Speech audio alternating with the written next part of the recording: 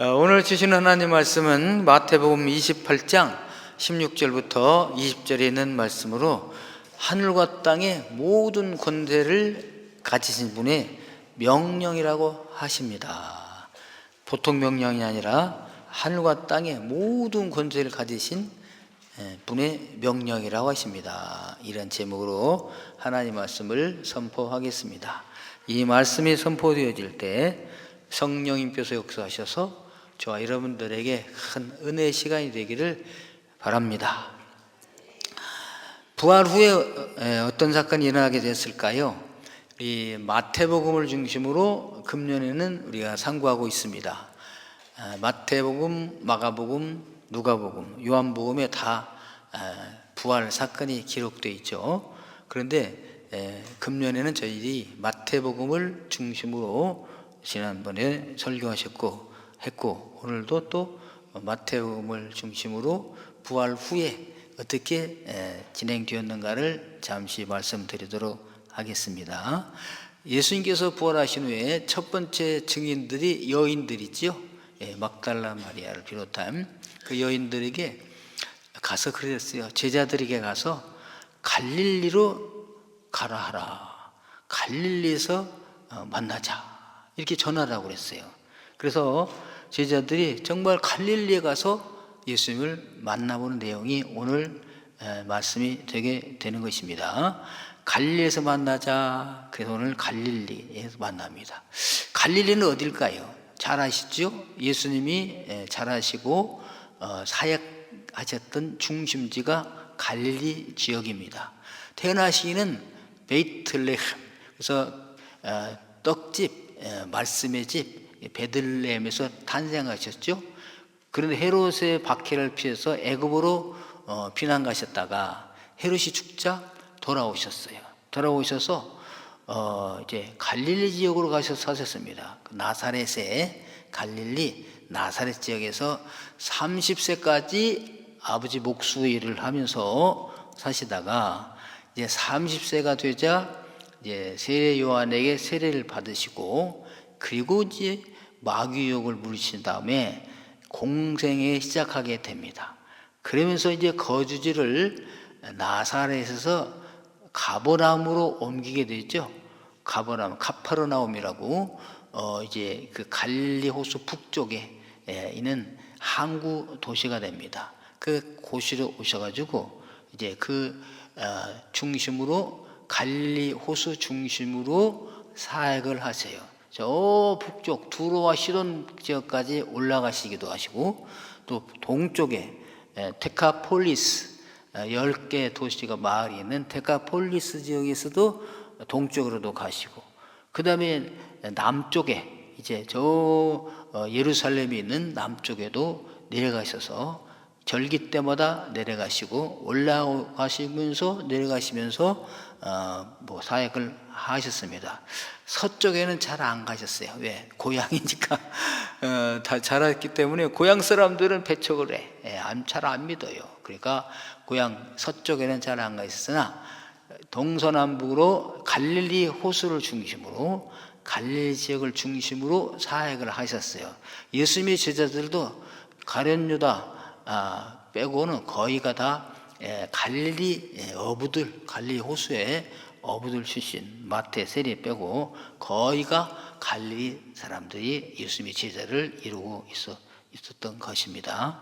그래서 갈릴리 가서 그 산에서 만나자.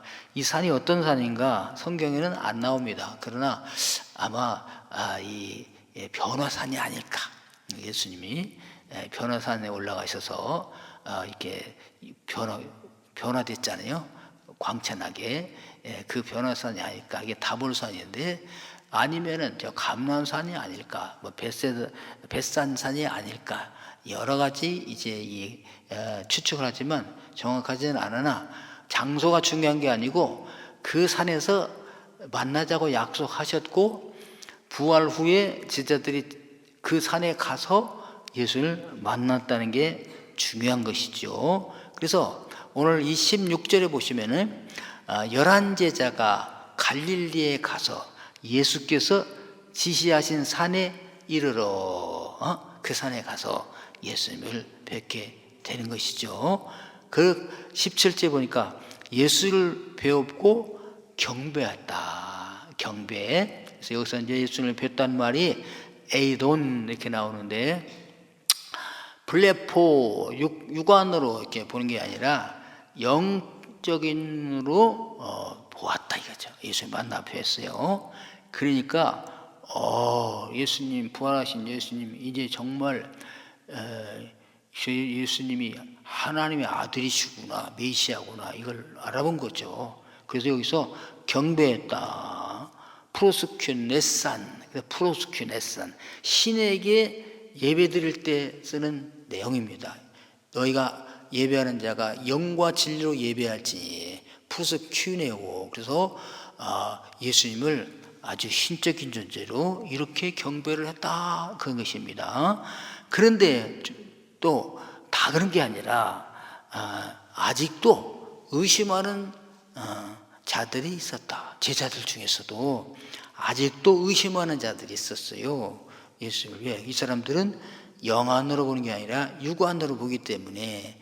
그래서 여러분, 우리가 예수님을, 성경을 봐도 인간적인 눈으로 지식적으로 자기 경험적으로 보면은 이해가 안 되죠. 그리고 예수님이 메시아로 보이지를 않습니다. 사생자로 보이거나 뭐 종교 지도자, 뭐 사회 사업가 이런 사람으로 보이지 하나님으로 보이지를 않는 거죠.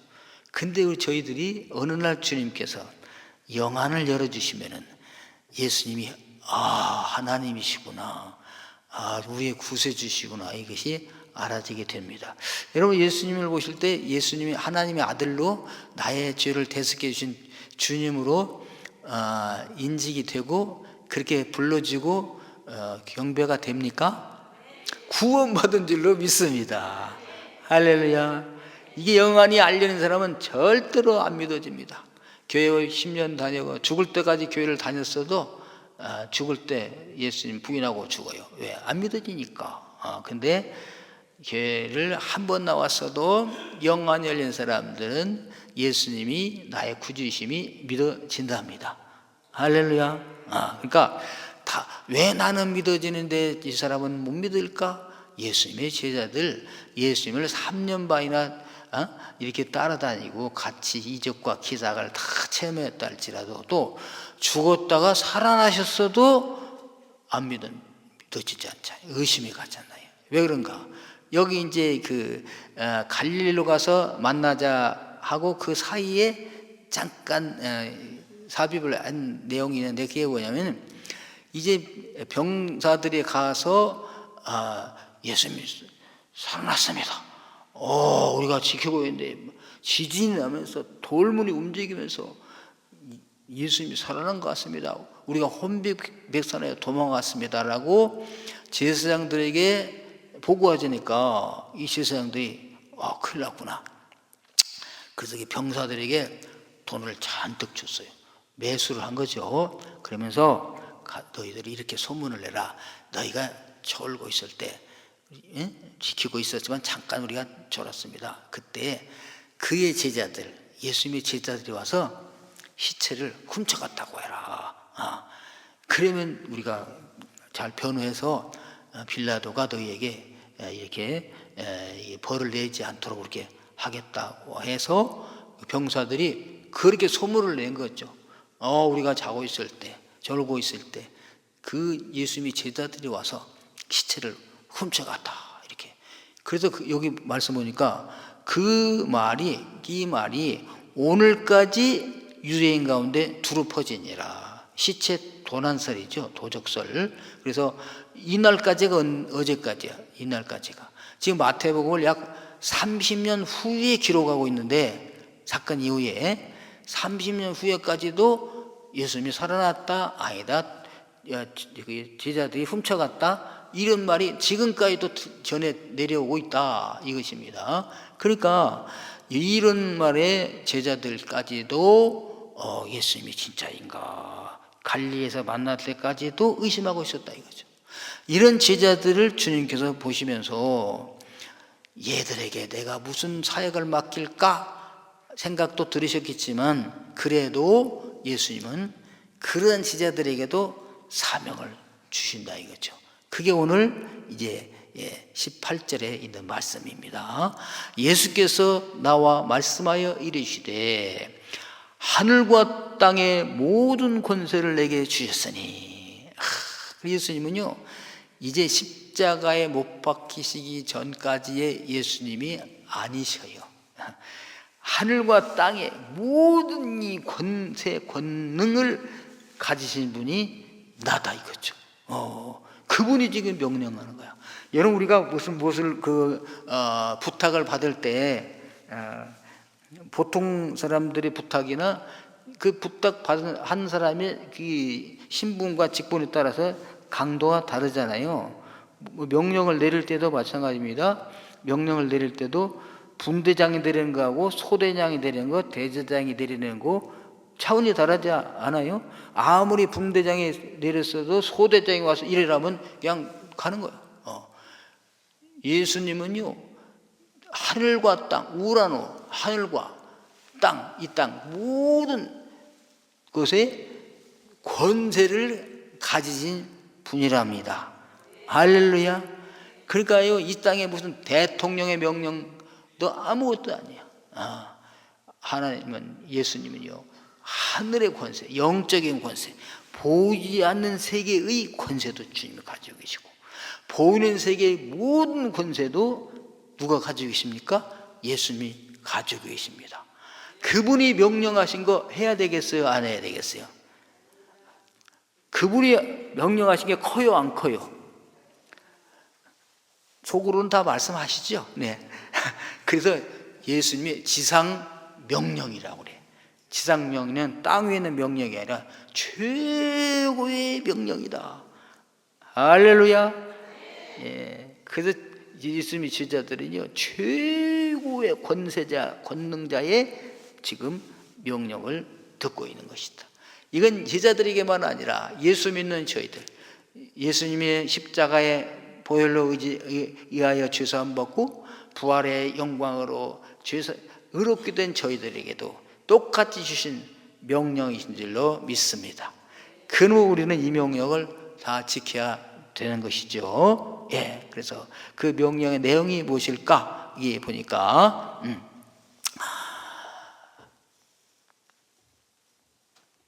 너희는 가서 너희는 가라. 가라. 어디로 가는가? 동서남북으로 다 가야 되겠죠. 가서 모든 민족을 제자로 삼아, 우리나라만 아니라 우리 민족만 아니라 모든 민족을 제자로 삼아 아버지와 아들과 성령의 이름으로 세례를 베풀고 내가 너에게 분부한 모든 것을 가르쳐 지키게 하라. 볼지어다 내가 세상 끝날까지 너희와 항상 함께 있으리라. 아멘. 최고의 권위자가 더 높은 분은 없어요. 이 우주에 그 최고 높은 분이 명령 내리셨는데 그 명령을 수행하게 될 때 그 명령 수행권자가 그 권세로 너희들과 항상 함께 있으리라 보증을 해 주십니다. 보증. 명령만 내려놓고 명령 수행하고 가는데 아직 보증을 안 해주면 헛말이 되잖아요. 근데 그 말이 척척 이루어질 수 있도록 보증을 해주신다 그 말입니다. 그래서 이게 간단하게 말하면, 이게 이제 결론적으로 말하면 전도해서 제자 삼아서 훈련시켜서 또 그 사람을 전도자로 파송하라 그런 뜻이거든요. 그러니까 이걸 통틀어서 다 보면 교회를 세우라 그거예요. 교회가 뭐예요? 교회 전도해서 모이면 교회죠. 2사람 이상 모이면 교회입니다. 2-3사람이 내 이름으로 모인 곳에는 나도 그들 중에 있느니라. 그게 교회 아니에요. 그러니까 교회를 세우면 교회가 하는 일이 뭐야? 전도하는 거죠. 전도하면 교회 오죠. 그러면 전도하면 훈련시키잖아요.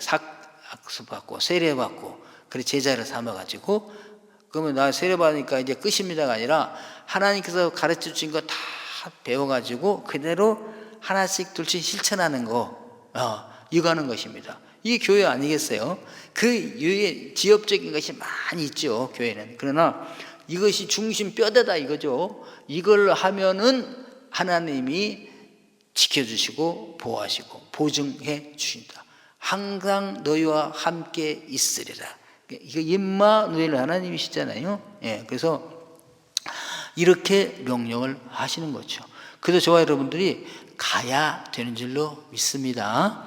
가면 어떻게 막 비행기 타고 배 타고 가야 되겠죠.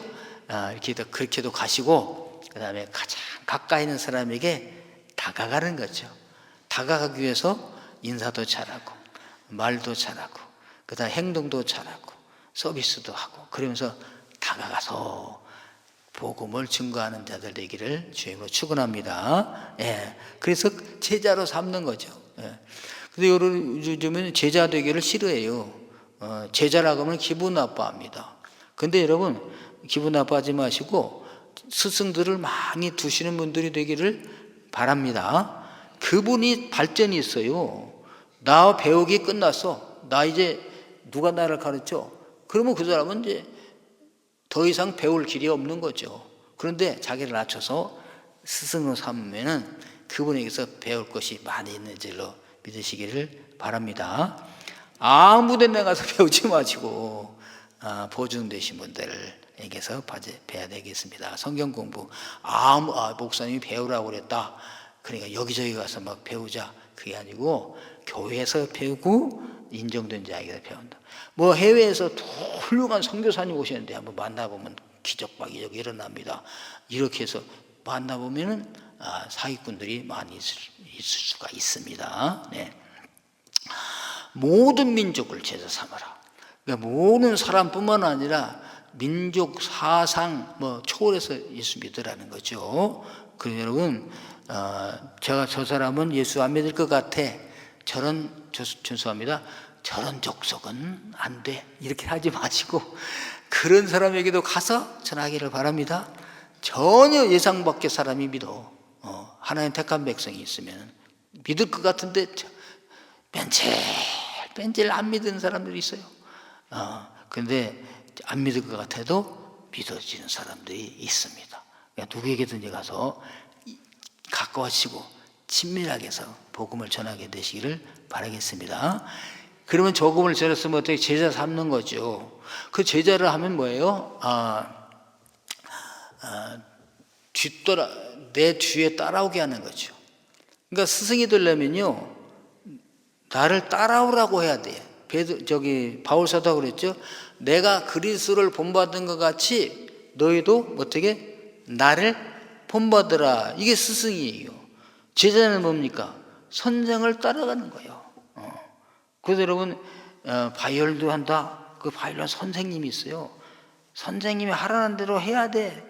선생님의 경지에 이르기까지. 그래서 나는 더 이상 가르칠 거이 없으니 이제 딴 데 가서 배우세요 할 때까지 그 선생님을 따라가야 하는 거야. 아니, 선생님이 그렇게 하는데 난 이렇게 하고 싶어요. 그런 제자가 아니죠. 뒤따라가다가, 제자는 뭐냐면 뒤따라가는 거예요. 뒤따라. 스승을 뒤따라가다가 어느 정도까지 하다가는 동행하는 거예요. 동행하는 거예요.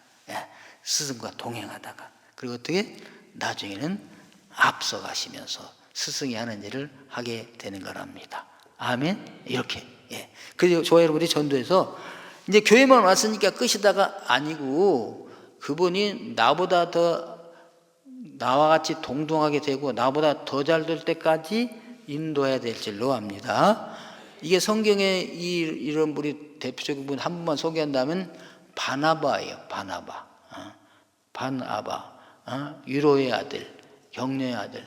원래 이 사람은 요셉이었는데 사람을 보면 유로를 해, 격려를 해요. 믿음을 일으켜요. 그래서 바나바라, 저 사람은 위로의 아들이라, 이렇게 별명이 붙어서 그 이름이 된 거예요. 그래서 우리들도 별명이 하나씩 붙어야 됩니다. 저 사람은 청소하면 저분이야. 안내하면 저분이야. 그죠? 위로하려면 저분 모시고 가야 돼. 이렇게 해서 이게 전해야 됩니다. 나쁜 별명도 있어요. 트러블 메이커. 저 사람은 너무 시끄러워. 이런 부분 안 됩니다. 이런 건 자기가 깨달아야 돼요.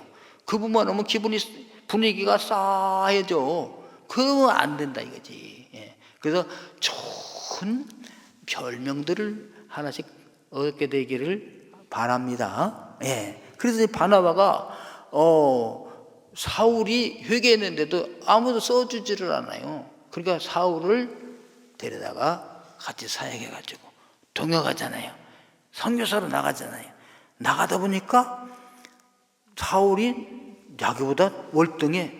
그래 사울을 다 앞세워가지고 그 다음에 처음에는 바나바와 사울 하다가 구브로에서 선교활동 하다 보니까 사울이 이제 헬라식 이름으로 바울이라고 이름을 바꿨잖아요. 바울이 나보다 훌륭하구나. 그때부터는 바울과 바나바. 그래서 바울 된 것은요, 바나바의 역할이 있습니다. 우리 성령님께서 불러주셨지만 우리 사람들끼리 해야 될 일이 있잖아요. 여러분 서로 세워줘야 돼요. 성령님께서 불러 쓰셔도 우리가 세워줘야 된다니까. 나보다 잘났는데 내릴 것이 아니라 세워줘야 된다 이거죠. 그때 하나님의 일이 엄청나게 발전되고 확장되는 것을 알 수가 있게 되겠습니다. 제자로 삼아라. 그리고 아버지와 아들과 성령의 이름으로 세례를 베풀고, 여기 이제 삼위일체 교리가 이게 나오잖아요. 아버지 성부 하나님, 아들 성자 하나님, 성령 영의 하나님. 그래서 성부와 성자와 성령의 이름으로 세례를 베풀어라. 여기 모순되잖아요. 문맥이 아버지와 아들과 성령의 이름들로 세례를 베풀어라. 이름들로라고 해야 되잖아요. 근데 앞에는 복수인데 뒤에는 단수야. 그러니까 뭐야?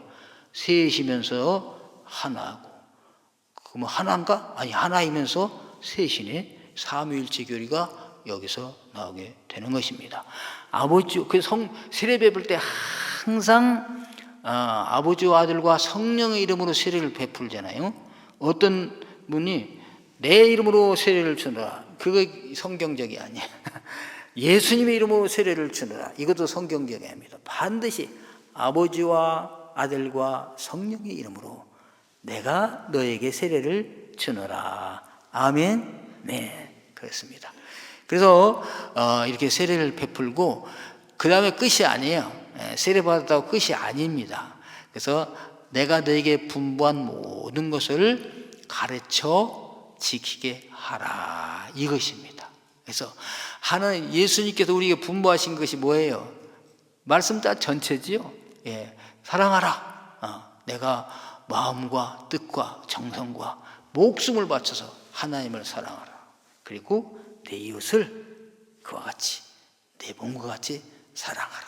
이 계명 안에 이게 넓게 피면 이제 10계명이 되잖아요. 10계명이 되고, 이걸 더 넓게 좁히면 613가지의 밑집어 율법이 되게 되는 거지 않습니까? 그래서 성경 어느 한 부분도 필요 없는 부분이 없어요, 여러분. 네. 그러니까 초신자니까 이것만 하면 돼, 이것만 하면 되죠. 이거 했어요. 그럼 또 이것도 해, 그거 하면 이것도 해. 그래서 하나님의 말씀을 다 지켜야 된다. 그래서 구약에서는요, 614가지 계명을 지키게만 하면은 죄 없어요. 죄를 지었어도 뜰키지 않으면 또 괜찮아.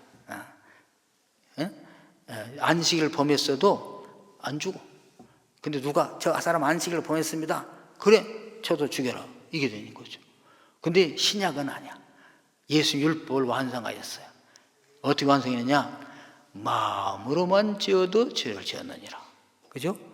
아무리 미워하고 살인을 했어도 들키지 않았으면 죄가 처벌 안 했다니까요, 구약에는. 근데 신약에는 예수님 어떻게? 너희가 안 죽였어도 마음으로 미워하기만 했어도 살인죄를 지었느니라. 그러니까 예수님의 율법이 완성을 시켜버린 거죠. 그 율법을 지킬 수 있도록 가르치고 그것을 아는 걸로 그치는 게 아니라 지켜서 행하도록 하라. 그래서 우리가 중고등부 다닐 때 그런 토론을 많이 했어요. 믿음이 중요하냐, 행함이 중요하냐. 막 따지죠. 아니 믿음이 있다고 믿음으로 구원받는다고 그랬지 행함으로 구원받지 않느냐? 맞는 말이죠. 우리가 아무리 행위를 잘해도 믿음이 없이는 구원 못 받아요. 그러면 행위가 중요한 거 아니야? 믿음 필요 없이. 근데 행위 있어도 믿음 없으면 구원 못 받는 거 아니야? 믿음이 최고 아니야? 이게 결론이 나지 않습니다. 그런데 야고보서 2장 22절에 딱 결론 내주셨잖아요. 행함은 믿음과 함께 일하고 믿음은 행함으로 완성되느니라. 행함이 없는 믿음은 죽은 것이니라. 영혼 없는 몸이 죽은 것처럼 행함이 없는 믿음은 죽은 것이니라. 그러니까 믿음과 행위는 따로따로가 아니라 이 동전의 앞면 같아서 믿음이 있으면 진짜 믿음이 있으면 그 믿음이 있는 것만큼 행위가 따라온다. 알겠죠? 말로만 믿는다. 그런 믿음을 보여달라. 이거 어떻게 보여? 행위로 너 믿음을 보여라. 그래서 여러분 저와 여러분들 이렇게 정말 믿음이 있는 분들 되기를 주님의 이름으로 축원합니다. 이걸 하라는 거죠. 이거를. 예. 그러니까 교회도 주일도 잘 지키고 그죠? 예. 새벽기도도 하고요. 그 다음에 전도도 하고 봉사도 헌신도 하고 두루두루 다 해야 된다. 그러니까 우리는 이걸 다 하는 사람이 없잖아요.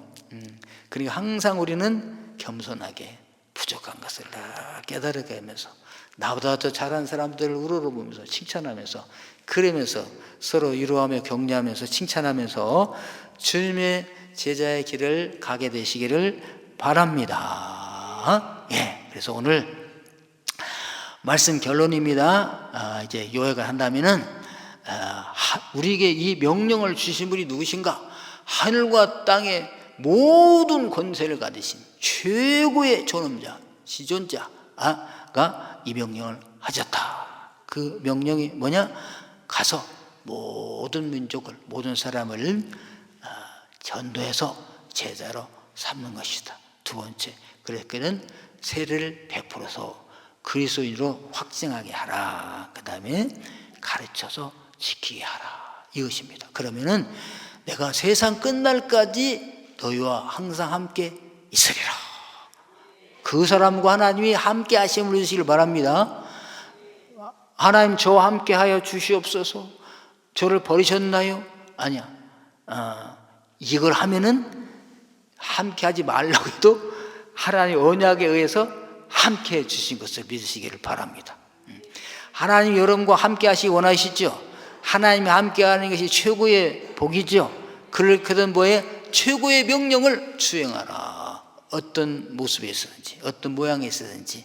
그래서 주님과 함께 하신 분들 되기를 주님의 이름으로 축원합니다. 네, 주님 감사합니다. 오늘 부활의 첫 주일, 오늘 저희들이 갈릴리 산에서 주님을 만나듯이 오늘 이 시간에 만났습니다.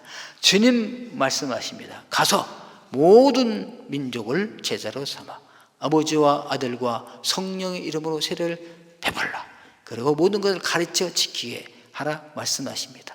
이 사역을 감당할 때, 이 명령을 수행할 때 내가 반드시 그와 함께 하리라 하셨으니 우리 저희들 주님의 명령을 준행하여 주님과 함께 하는 자들 다 되게 하여 주옵소서. 감사하며 예수 그리스도 이름으로 기도하옵나이다. 아멘.